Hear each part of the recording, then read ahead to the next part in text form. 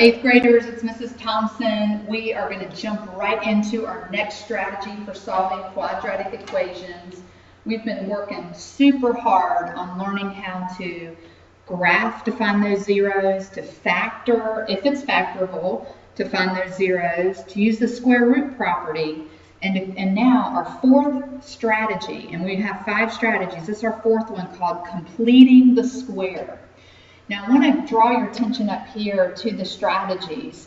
And we talked about it, graphing, that works if the zeros are integers. And I think sometimes it's effective. We've been using our calculators. We've tried the trace button. We've used the table. We've looked at the graph. Sometimes you just can't tell enough details to get the exact answer from the graph. So that's why I said that graphing is sometimes effective. Factoring, if it's factorable, then factoring is effective. But as we've talked about time and time again, not all quadratics are factorable. So sometimes that's an effective way of finding your answer. The square root property, sometimes you can use that if there's no bx term there. Then you can use it. But if there is a bx term, you can't use the square root property. So let me tell you what is a strategy we can always use. And that is completing the square. I'm going to show you another strategy when we hit 8, 9 that you can always use as well. So I'm going to give you some choices. And so you may attach yourself to one strategy versus another, but I want to show you both of them. And today we're going to learn how to complete the square. In example 1, I want to show you the process. I want to teach you the process for finding that number that will help us complete the square. Now, let me kind of give you a little background information. You are on purpose, deliberately trying to create a perfect square trinomial. Now, look at example 1, and I'm here at letter A, and I'm going to show you how to make this soon-to-be trinomial a perfect square trinomial. First thing, make sure they're in descending order in standard form, that your squared variable is first, then your bx term, and this is the number right here, your constant number. That's the number that we're going to mathematically calculate and put there, okay? Here's the process. It's really simple. Take b, which is positive 10, divide it by 2, and then square that number. Okay, so we can do this in our head. What's 10 divided by 2? 5. And what's 5 squared? 25. You just made this trinomial a perfect square trinomial. This thing is factorable. We could factor it right this second. Okay, let's look at letter B. Okay, we're going to do the same process. First, make sure we're in descending order. There's your x squared, there's your bx number, your term there. Now we're looking to what constant number we're going to add here.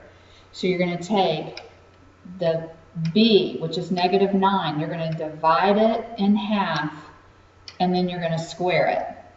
Now, I don't normally work with decimals. I wouldn't change it to a decimal right this second. You can, but I think that might actually be a little bit more confusing. And so what I would do is leave it as negative 9 over 2, and then what you're going to do is you're literally going to square the numerator, which is negative 9. What's negative 9? That integer squared.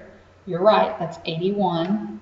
And then square the denominator. 2 squared is 4. And so that is the number we're going to add. That 81/4 makes letter B a perfect square trinomial. Okay, even though it doesn't look like it, it is now because of the 81/4. Okay, let's look at C. Make sure it's in descending order, that we have ax squared first, then bx, and now we're going to figure out the C. So go here, positive 12, divide that by 2, and then square that number. So we can do this in our head. What's 12 divided by 2? 6. 6 squared, 36. You just made that a perfect square trinomial. Okay?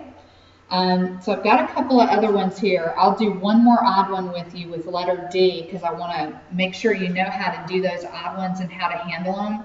Try not to turn them into decimals, please. Leave them in their fraction form. It'll make more sense when we get to example 2 if you just please trust me in this regard, okay? So it's in descending order. There it is, ax squared plus bx. We're going to take b, which is -5. We're going to divide it by 2. Now, because it's an odd number, I'm actually not going to divide it. I'm going to leave it there and just square what I see. Square the numerator, square the denominator, and that number, 25/4, is going to make that a perfect squared trinomial. Okay? So I've given you process. First step, make sure it's in descending order. That's going to really affect you in letter E. I'm going to make that extra credit, okay? And then take B, put it over 2. If it's an even number, go ahead and divide it, and then square that quotient, okay? You think you know what to do? So bring your questions to class about this particular example if you have any. Hopefully it was really simple for you. Okay, we'll talk to you tomorrow.